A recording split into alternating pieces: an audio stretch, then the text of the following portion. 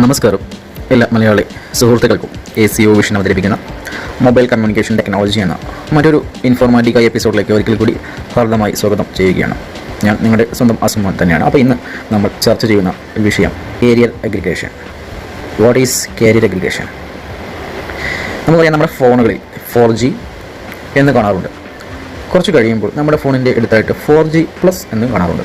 4G എന്ന് കണ്ട സ്ഥലത്ത് അവിടെ ഒരു പ്ലസ് എന്ന സംഭവം, ഇപ്പോൾ A+, B+ എന്നൊക്കെ പറഞ്ഞ പോലെ കുട്ടികൾക്ക് മാർക്ക് കിട്ടുന്ന പോലെ ഈ 4G കഴിഞ്ഞിട്ടൊരു 4G+ എന്തിനാണ്? അപ്പോൾ അതിൻ്റെ ഒരു കാര്യം എന്താണെന്ന് വിശദീകരിക്കാം. 4G എന്ന് മാത്രമായിരിക്കില്ല, സാംസങ്ങിൻ്റെ ഫോണുകളൊക്കെ ആണെങ്കിൽ LTE എന്നാണ് കാണിക്കുക. LTE എന്ന് എഴുതി തൊട്ടപ്പുറത്ത് LTE+, പെട്ടെന്ന് തന്നെ LTE+ ആകുന്നു, LTE+ പോയി LTE തന്നെയാകുന്നു, അല്ലെങ്കിൽ 4G ആകുന്നു, 4G+ പോയി വെറും 4G ആകുന്നു, അല്ലെങ്കിൽ 4G+ ആകുന്നു. ഇതങ്ങോട്ടും ഇങ്ങോട്ടും. ഇപ്പോൾ 4G ആയതുകൊണ്ട് നിങ്ങൾക്ക് ഇത് മാത്രമേ കാണാൻ സാധിക്കുന്നുള്ളൂ എന്ന് വെക്കേ. ഇനി നമുക്ക് 5G വരികയാണെങ്കിലോ സെയിം കാര്യം തന്നെ അവിടെ നിന്ന് സംഭവിക്കാൻ ചാൻസ് ഉണ്ട്. കാരണം 5G+. അപ്പോൾ LTE എന്ന് പറഞ്ഞാൽ 5Gയിൽ പറയുകയാണെങ്കിൽ VoNR എന്ന് പറയും, voice over new radio. VoNR അല്ലെങ്കിൽ VoNR+, NR ഓർ NR+ എന്ന് ഒരുപക്ഷെ കാണാൻ ചാൻസ് ഉണ്ട്. മൈക്രോവേവ് മില്ലിമീറ്റർ വേവ്സ് ഉള്ള 5G ആണെങ്കിൽ UWB എന്നും കാണാൻ ചാൻസ് ഉണ്ട്. അപ്പോൾ മില്ലിമീറ്റർ വേവ്സ് ഏതായാലും നമ്മുടെ ഇന്ത്യയിൽ അലോ ചെയ്തിട്ടില്ല, അപ്പോൾ അത് ഏതായാലും ഉണ്ടാവില്ല. അപ്പോൾ എന്താണ് 4G, എന്താണ് 4G+, അല്ലെങ്കിൽ എന്താണ് 5G, അല്ലെങ്കിൽ എന്താണ് 5G+? 4Gയെ മറ്റൊരു പേരിൽ വിളിക്കാം LTE എന്ന്, 5Gയെ മറ്റൊരു പേരിൽ വിളിക്കാം VoNR എന്ന്. ഈ കാരിയർ അഗ്രിഗേഷനെ സൂചകമായി നമ്മൾ 4Gയിൽ അവതരിപ്പിക്കുമ്പോൾ പറയുക LTE-A എന്നാണ് നമ്മൾക്ക് സൂചകമായിട്ട് നമ്മൾ സൂചിപ്പിക്കുക. 4G സംവിധാനത്തിൻ്റെ ഈ കാരിയർ അഗ്രിഗേഷൻ. എന്താണ് കാരിയർ അഗ്രിഗേഷൻ? എന്താണ് ഈ പ്ലസ്? ഒരുപാട് ചോദ്യങ്ങൾ നിങ്ങൾക്ക് മുമ്പിൽ ഇപ്പോൾ ഉണ്ട്. വിശദമായി പറയാം. അപ്പോൾ ആദ്യമായി കാണുന്നവരുണ്ടെങ്കിൽ ദയവായി ഈ ചാനൽ ഒന്ന് സബ്സ്ക്രൈബ് ചെയ്യുക. പുത്തൻ അറിവുകൾ നിങ്ങളിലേക്ക് നേരത്തെ തന്നെ എത്താനായിട്ട് നിങ്ങൾ എന്നും വൈകിട്ട് 7 മണിക്ക് തന്നെ കാത്തിരിക്കുക. അടിപൊളി ഇൻഫർമേഷൻസ്, എക്സ്ക്ലൂസീവ് ഇൻഫർമേഷൻസ് ഒക്കെ ലഭിക്കുവാൻ ഈ തൊട്ടടുത്ത് കാണുന്ന ബെല്ലൈക്കൺ കൂടി പ്രസ് ചെയ്യുക. അത് നോട്ടിഫിക്കേഷന് വേണ്ടിയിട്ടുള്ളതാണ്. തീർച്ചയായും നമ്മുടെ സപ്പോർട്ട് ചെയ്യുക, ലൈക്ക് അടിക്കുക, അറിയാത്തവർക്ക് ഷെയർ ചെയ്യുക. അടുത്ത എപ്പിസോഡിൽ നമ്മൾ അപ്ലോഡ് ചെയ്യാൻ ഉദ്ദേശിക്കുന്നത് സാറ്റലൈറ്റ് ഫോണുകൾ. സാറ്റലൈറ്റ് വഴി നമുക്ക് എങ്ങനെ കോൾ ചെയ്യാം, സാറ്റലൈറ്റ് ഫോണുകൾ ഉപയോഗം, ഹാം റേഡിയോ, അതുപോലെ തന്നെ സാറ്റലൈറ്റ് കമ്മ്യൂണിക്കേഷൻ്റെ വിവിധ തരത്തിലുള്ള മറ്റു പല നിങ്ങൾ കേട്ട് പരിചയമില്ലാത്ത പുതുമയാർന്ന ചില വിശേഷങ്ങളാണ് അടുത്ത എപ്പിസോഡിൽ നമ്മൾ ചർച്ച ചെയ്യാം. ഇന്നത്തെ എപ്പിസോഡിലേക്ക് നമുക്ക് ഒരിക്കൽ കൂടി എത്തി നോക്കാം എന്താണ് ഈ കാരിയർ അഗ്രിഗേഷൻ എന്ന് പറയുന്നത്. അതായത് ഒരു ടവറിൽ നിന്നും 2 or 3 സിഗ്നൽസിനെ പിടിക്കാൻ പറ്റും. അതായത് ഒരു ടവറിൽ നിന്നും 1 കൂടുതൽ 2 മുതൽ 7 വരെയുള്ള സിഗ്നൽസ് ഒരു ഫോണിലേക്ക് ലഭിക്കുമ്പോഴാണ്, ഒരു ടവറിൽ നിന്നും 2 കൂടുതൽ മാക്സിമം പോയ 7 വരെ ഉള്ള സിഗ്നൽസ് ഒരു ഫോണിലേക്ക് ലഭിക്കുമ്പോഴാണ് ഈ ഒരു പ്ലസ് എന്ന ഒരു സംഭവം അവിടെ കാണിക്കുന്നത്. 4G കഴിഞ്ഞൊരു പ്ലസ് എന്ന സംഭവം അവിടെ വരുന്നത്. സാങ്കേതികപരമായി പറയുകയാണെങ്കിൽ ഒരു ഫോണിൽ 1 കൂടുതൽ ബാൻഡുകൾ സപ്പോർട്ട് ചെയ്യുമ്പോൾ 4Gയിലാണെങ്കിലും 5Gയിലാണെങ്കിലും ഫോണിൽ സപ്പോർട്ട് ചെയ്യുന്ന ഫ്രീക്വൻസി ബാൻഡ് അല്ലെങ്കിൽ ഫ്രീക്വൻസി ലെവൽ, ഇതിനെ പറ്റിയുള്ള വീഡിയോസ് ഞാൻ മുമ്പ് അപ്ലോഡ് ചെയ്തിട്ടുണ്ട്. 4G സപ്പോർട്ട് ചെയ്യുമ്പോൾ ഏത് ബാൻഡിലുള്ള ഫോൺ നിങ്ങൾ യൂസ് ചെയ്യണം, അതിൻ്റെ ഫ്രീക്വൻസി ലെവൽ എത്രയായിരിക്കും, ഏതൊക്കെ ബാൻഡിലായിരിക്കും നമുക്ക് 5G ലഭിക്കുക. അതേപോലെ തന്നെയാണ് 4Gയിലും വരുമ്പോൾ 4Gയിൽ ഏതൊക്കെ ബാൻഡുകളുണ്ട്, 1 കൂടുതൽ ബാൻഡുകൾ അലൗഡ് ഉണ്ട്. ഏകദേശം 4ഓളം ബാൻഡുകൾ, 4-5ഓളം ബാൻഡുകൾ നമ്മുടെ എൻ്റെ ഏരിയയിൽ തന്നെ എനിക്ക് ലഭിക്കുന്നുണ്ട് 4Gയിൽ. അപ്പോൾ ഇതെല്ലാം കൂടെ നമുക്ക് ഫോണിലേക്ക് കൊണ്ടുവരാൻ സാധിക്കും. എല്ലാ ബാൻഡിലുള്ള 4G സിഗ്നൽസും നമ്മുടെ ഫോണിന് അലോ ചെയ്ത് റിസീവ് ചെയ്യാനുള്ള കഴിവുള്ള ഫോണുണ്ട്, കഴിവില്ലാത്ത ഫോണുണ്ട്. അപ്പോൾ അവരെ വേർതിരിച്ചറിയണമെങ്കിൽ 4Gയും 4G+ തമ്മിലുള്ള വ്യത്യാസം അറിയണം. ഈ 4G എന്ന് പറഞ്ഞാൽ അത് ഒരൊറ്റ നമ്മുടെ അടുത്തുള്ള നമുക്ക് നൽകുന്ന, ഇപ്പോൾ എയർടെൽ ആണെങ്കിലും ഐഡിയ ആണെങ്കിലും ജിയോ ആണെങ്കിലും ആരാണെങ്കിലും നിങ്ങളുടെ അടുത്തുള്ള ആ ഒരു സർവീസ് പ്രൊവൈഡർ നൽകുന്ന ഒരേ ഒരു ബാൻഡ് മാത്രം സ്വീകരിച്ചുകൊണ്ട് നമുക്ക് അങ്ങോട്ടും ഇങ്ങോട്ടും നമുക്ക് ഡാറ്റയാണെങ്കിലും കോളിംഗ് ആണെങ്കിലും ഒക്കെ സർവീസ് പ്രൊവൈഡ് ചെയ്യുന്നതിനെയാണ് സിംഗിൾ ബാൻഡ് വേവിലൂടെ നടക്കുമ്പോഴാണ് 4G എന്ന ഒറ്റ നാമത്തിൽ അറിയപ്പെടുക. എന്നാൽ നമുക്ക് നൽകുന്ന സർവീസ് പല ബാൻഡുകൾ 4Gയിലുള്ള പല ഫ്രീക്വൻസി റേഞ്ചിലുള്ള പല ബാൻഡുകളിലാണെങ്കിലോ അത് 4G+ എന്നായിട്ടാണ് അറിയപ്പെടുക. അപ്പോൾ കാരിയർ അഗ്രിഗേഷൻ എന്നാണ് അതിന് പറയുക. പലതരം ബാൻഡുകളെയും ഈ ഒരു ഫോൺ സപ്പോർട്ട് ചെയ്യുന്നു. അപ്പോൾ മനസ്സിലായി എന്ന് വിചാരിക്കുകയാണ്. ഇതിന് പറയുക CA എന്നാണ്. Carrier aggregation short form CA, 1CA, 2CA, 3CA, അങ്ങനെ പോയി 7CA വരെ. അപ്പോൾ നിങ്ങൾ ഫോൺ വാങ്ങുമ്പോൾ അതിൻ്റെ ഡീറ്റെയിൽ പരിശോധിക്കുകയാണെങ്കിൽ നെറ്റ്വർക്ക് സെറ്റപ്പിൽ നെറ്റ്വർക്ക് ഡീറ്റെയിൽസിൽ ഉണ്ടാവും. കാരിയർ അഗ്രിഗേഷൻ അല്ലെങ്കിൽ CA 1, 2, 3, 4 എത്ര വരെ ബാൻഡുകൾ ഒരേ ബാൻഡ് 4Gയിലാണെങ്കിൽ എത്ര ബാൻഡുകൾ ഇത് സപ്പോർട്ട് ചെയ്യാം, 2Gയിലാണെങ്കിൽ എത്ര ബാൻഡുകൾ ഈ ഫോൺ അലോ ചെയ്യുന്നുണ്ട് എന്നുള്ളത് നമുക്ക് നോക്കി മനസ്സിലാക്കാൻ സാധിക്കും. താൻ സബ്സ്ക്രൈബ് ചെയ്തോ? Yes sir. ഇവനോ? ചെയ്യിച്ചു സർ. ബെല്ലൈക്കൺ ഞെക്കിന്ന് പറടാ. ഞെക്കി സർ. ഗുഡ്. എന്താണ് ഇതുകൊണ്ടുള്ള ഗുണം? രണ്ടാമത്തെ മേജറായിട്ട് നമുക്കുള്ള ഒരു സംശയമാണ്. ഇതുകൊണ്ട് എന്താണ് നമുക്ക് ഗുണം? ഒരു സിമ്പിൾ ഉദാഹരണം, നമ്മൾ ഒരു ബക്കറ്റിലേക്ക് വെള്ളം ശേഖരിക്കുകയാണ്. നമ്മൾ ഒരു ഓസ് ഇട്ടുകൊണ്ട് അല്ലെങ്കിൽ ഒരു ടാപ്പ് ഓപ്പൺ ചെയ്തുകൊണ്ട് നമുക്ക് ആ ബക്കറ്റിലോട്ട് വെള്ളം ശേഖരിക്കാം.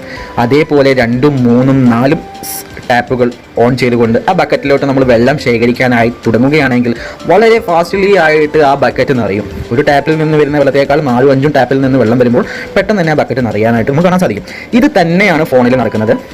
2, 3, 4 ബാൻഡുകളിലുള്ള റേഞ്ച് സിഗ്നൽസ് ഫ്രീക്വൻസിയിൽ നമ്മൾ ഈ ഫോൺ ആ ബാൻഡ് സപ്പോർട്ട് ചെയ്യുന്നതോടുകൂടി നമ്മുടെ ഫോണിൻ്റെ ഡൗൺലോഡിങ് വളരെ ഫാസ്റ്റ്ലി നമുക്ക് ഡൗൺലോഡിങ് സാധ്യമാകുന്നു എന്നുള്ളതാണ്. അതുപോലെ തന്നെ ബ്രൗസിങ്, അതുപോലെ തന്നെ ഡൗൺലോഡിങ്, വീഡിയോ സ്ട്രീമിങ്, അപ്ലോഡിങ് ഇതെല്ലാം വളരെ ഫാസ്റ്റായിട്ട് നടക്കും. അതുകൊണ്ടാണ് ഈ 4G+ ഉള്ള ഫോണുകളിൽ 4G സപ്പോർട്ട് ചെയ്യുന്ന ഫോണുകളിൽ നിന്നും 4G+ സപ്പോർട്ട് ചെയ്യുന്ന ഫോണുകൾ കുറച്ച് ഒരു നെറ്റ് സ്പീഡ് കൂടുതലുണ്ട് എന്ന് പറയാൻ നിങ്ങൾക്കുള്ള കാരണം. സെയിം വിലയിലുള്ളതായിരിക്കാം, പക്ഷേ ഒന്നിന് 4G അല്ലെങ്കിൽ 4G+ ആയിരിക്കാം സപ്പോർട്ട് ചെയ്യുക. അപ്പോൾ 2 ഫോണുകൾ അടുത്തടുത്ത് വെക്കുമ്പോൾ ഈ ഫോൺ നല്ല റേഞ്ച് കൊടുത്താൽ നല്ല ഡൗൺലോഡ് സ്പീഡ് ഉണ്ട്.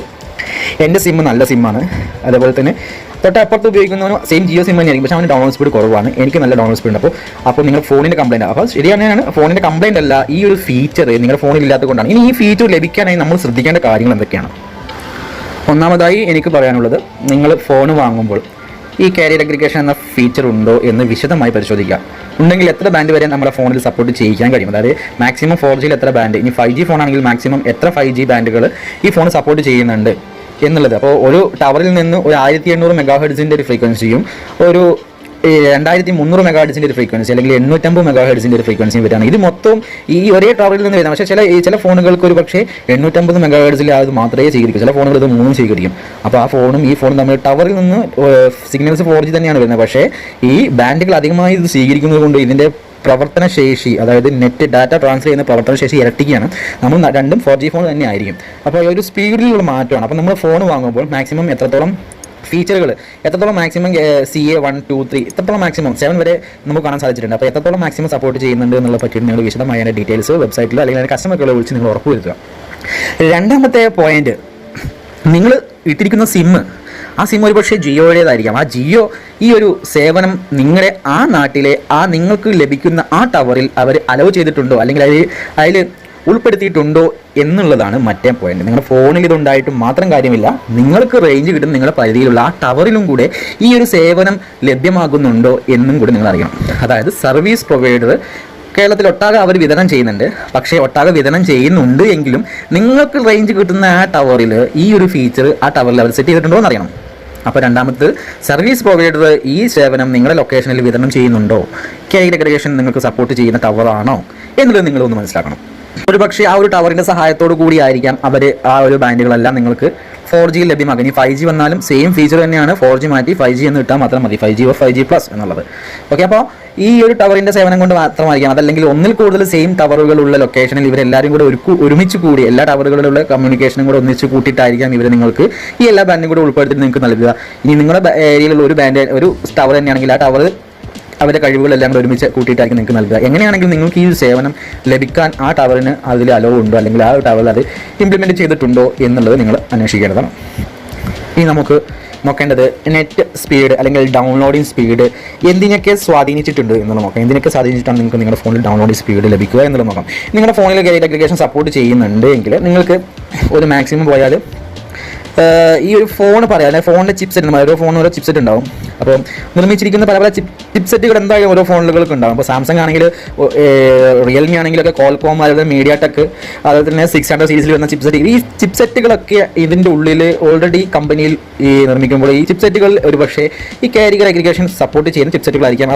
അവരുടെ വെബ്സൈറ്റിൽ ആ ഒരു ചിപ്സെറ്റിൻ്റെ കമ്പനി, ഇപ്പോൾ കോൾകോം ആണെങ്കിൽ അല്ലെങ്കിൽ മീഡിയാടെക് ആണെങ്കിൽ അവരുടെ വെബ്സൈറ്റിൽ പറഞ്ഞ് ഞങ്ങൾ നിർമ്മിക്കുന്ന ഞങ്ങളുടെ ചിപ്സെറ്റുള്ള എല്ലാ ഫോണുകളും ഞങ്ങൾ ഒരു പക്ഷേ 2 GB/s ഡൗൺലോഡിങ് അല്ലെങ്കിൽ നെറ്റ് സ്പീഡിങ് ഞങ്ങൾ അലോ ചെയ്യും എന്ന് അവർ പറയുകയാണ്. ആ ഫോണിലെ ആ ചിപ്സെറ്റ് ഇൻക്ലൂഡ് ചെയ്തിട്ടുള്ളതാണ് നിങ്ങളുടെ സാംസങ്ങിൻ്റെ ഫോൺ എങ്കിൽ സാംസങ് ഒരു പക്ഷേ അവർ നിങ്ങളുടെ ഫോണിൽ ഈ ഒരു കാരിയർ അഗ്രിഗേഷൻ എന്ന ഫീച്ചർ ആ ചിപ്സെറ്റിൽ നിന്ന് അവർ ഹൈഡ് ചെയ്ത് വെക്കും. അതെന്തിനാണെന്നറിയോ?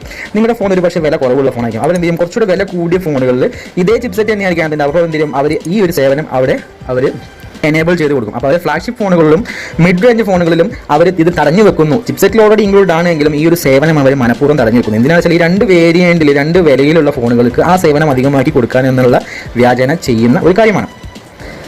രണ്ടാമത്, നിങ്ങളുടെ കമ്പനി ആ പറയുന്ന ചിപ്സെറ്റ് 2 GB/s ഡൗൺലോഡിംഗ് സ്പീഡ് അവകാശപ്പെടുന്നു, അല്ലെങ്കിൽ കോൾകോം എന്ന ചിപ്സെറ്റ് അവകാശപ്പെടുന്നു, അല്ലെങ്കിൽ മീഡിയാടെക് അവകാശപ്പെടുന്നുണ്ട് എങ്കിൽ ആ കമ്പനി പറഞ്ഞത് ഓക്കെ ട്രൂ ആയിരിക്കും, പക്ഷേ നിങ്ങൾക്ക് നിങ്ങളുടെ ടവറിൽ വന്ന് ഡൗൺലോഡ് ചെയ്യുമ്പോൾ മാക്സിമം ഒരു പക്ഷേ ഒരു 5 MB 10 MB പെർ സെക്കൻഡ് കിട്ടുന്നുള്ളൂ എങ്കിൽ അതിനൊരിക്കലും നിങ്ങൾ ചിപ്സെറ്റിൻ്റെ കമ്പനിയെ കുറ്റം പറയാൻ കാര്യമില്ല. കാരണം എന്താ വെച്ചിട്ടുണ്ടെങ്കിൽ നിങ്ങളുടെ നെറ്റിൻ്റെ സ്പീഡ് ഡൗൺലോഡിംഗ് സ്പീഡ് ഡിസേബിൾ, അതായത് ലിമിറ്റ് വെക്കാൻ നിങ്ങളുടെ ടവർ അതായത് നിങ്ങളുടെ സർവീസ് പ്രൊവൈഡർക്ക് സിം പ്രൊവൈഡേഴ്സിന് അല്ലെങ്കിൽ നിങ്ങളുടെ മൊബൈൽ കമ്മ്യൂണിക്കേഷൻ പ്രൊവൈഡേഴ്സിന് സാധിക്കുന്നു. അത് അവരെന്ത് ചെയ്യും, അതൊരു ബ്രേക്ക് ചെയ്തിടും, അതൊരു ലിമിറ്റ് വെക്കും. ഇപ്പോൾ ഇത്ര മാക്സിമം നിങ്ങൾക്ക് പോയാൽ ഒരു 10 MB പെർ സെക്കൻഡിൽ നിങ്ങൾക്ക് ഡൗൺലോഡിങ് നടന്നാൽ മതി എന്നുള്ളത് അവർ ഓൾറെഡി ടവറിൽ സെറ്റ് ചെയ്തു വെക്കും. അപ്പോൾ നിങ്ങളുടെ ഫോണിൽ എത്ര കപ്പാസിറ്റി ഉണ്ടെങ്കിലും ഇവിടെ ബ്ലോക്ക്ഡ് ആണ്, ടവറിൽ ബ്ലോക്ക്ഡ് ആണെങ്കിൽ പിന്നെ എങ്ങനെയാണ് നമുക്ക് അത് ആ ഒരു സ്പീഡിൽ ഡൗൺലോഡ് ചെയ്തെടുക്കാൻ സാധിക്കുക? ചുരുക്കി പറഞ്ഞാൽ നിങ്ങളുടെ ഫോൺ അത്രയും 2 GB പെർ സെക്കൻഡിൽ ഡൗൺലോഡ് സ്പീഡ് നൽകാൻ സാധിക്കുന്നു എന്ന് അവകാശപ്പെടുന്നു. അഗ്രഗേഷൻ സപ്പോർട്ട് ചെയ്യുന്ന ഫോണുകൾക്ക് അവകാശപ്പെടുന്നു. പക്ഷേ നിങ്ങൾക്ക് അത്രയും GB ഡൗൺലോഡ് ചെയ്യാൻ സാധിക്കുന്നില്ല. അതിന് കാരണം എന്ന് വെച്ചാൽ നിങ്ങളുടെ സർവീസ് പ്രൊവൈഡർ, ഇപ്പോൾ എയർടെലോ ജിയോ ആരെങ്കിലും ആയിക്കോട്ടെ, ആരാണെങ്കിലും നിങ്ങളുടെ സർവീസ് പോലെ നിങ്ങളുടെ നെറ്റിൻ്റെ സ്പീഡ് ക്യാപ്പിംഗ് ചെയ്ത് വെക്കുന്നു അല്ലെങ്കിൽ ക്യാപ്പിംഗ് ചെയ്യാൻ സാധിക്കുന്നു. അതുകൊണ്ടാണ് നിങ്ങൾക്ക് ആ ഒരു സ്പീഡ് കിട്ടാത്തത്. അപ്പോൾ ഡിപ്പെൻഡിങ് രണ്ടായി, ചിപ്സെറ്റ് അതുപോലെ തന്നെ നിങ്ങളുടെ സർവീസ് പ്രൊവൈഡർ, ഇവർക്ക് രണ്ടുപേർക്കും നിങ്ങളുടെ ഡൗൺലോഡിംഗ് സ്പീഡിനെ പിടിച്ചു വെക്കാൻ, ക്രമീകരിക്കാൻ, നിയന്ത്രിക്കാൻ സാധിക്കുന്നു എന്നുള്ളതാണ്.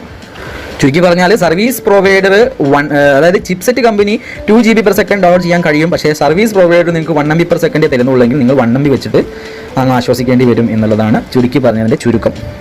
അപ്പോൾ നെറ്റ് സ്പീഡിനെ സ്വാധീനിക്കുന്നു, അതുപോലെ തന്നെ ഡൗൺലോഡിംഗ് സ്പീഡിനെ സ്വാധീനിക്കുന്നു, അപ്ലോഡിംഗ് സ്പീഡിനെ സ്വാധീനിക്കുന്നു. ഇതെല്ലാം കാരിയർ അഗ്രിഗേഷൻ എന്ന ഫീച്ചർ ഉള്ള ഫോണിന് അധികമായി, നിലവിലുള്ള ഫോണിനെക്കാട്ടി അധികമായിട്ട് സ്വാധീനം ചെലുത്താൻ കഴിയും, സ്പീഡ് ഇൻക്രീസ് ചെയ്യാൻ കഴിയും എന്നതാണ്. അപ്പോൾ നോർമലി നമുക്ക് ഏരിയയിൽ കിട്ടുന്ന ഈ ഒരു CA സപ്പോർട്ടിങ് അറിയണമെങ്കിൽ നിങ്ങൾക്ക് ഇവിടെ ഞാൻ കാണിക്കുന്ന ഈ ഒരു ആപ്പ് നിങ്ങൾ ഡൗൺലോഡ് ചെയ്യുക. ഈ ഡൗൺലോഡ് ചെയ്തിട്ട് ഇതിനകത്തുള്ള പെർമിഷൻസ് നിങ്ങളൊന്ന് അലോ ചെയ്ത് കൊടുത്തിട്ട് നിങ്ങൾക്ക് നിങ്ങളുടെ ഏരിയയിലുള്ള ഏതൊക്കെ ടവറിൽ നിന്നുള്ള ബാൻഡിലാണ് നിങ്ങൾ ഫോൺ സപ്പോർട്ട് ചെയ്യുന്നതെന്ന് നിങ്ങൾക്ക് ഈ വീഡിയോയിൽ കാണിച്ചിരിക്കുന്ന സോഫ്റ്റ്വെയർ ഡൗൺലോഡ് ചെയ്തിട്ടുണ്ടെങ്കിൽ നിങ്ങൾക്ക് കണ്ട് മനസ്സിലാക്കാൻ സാധിക്കും.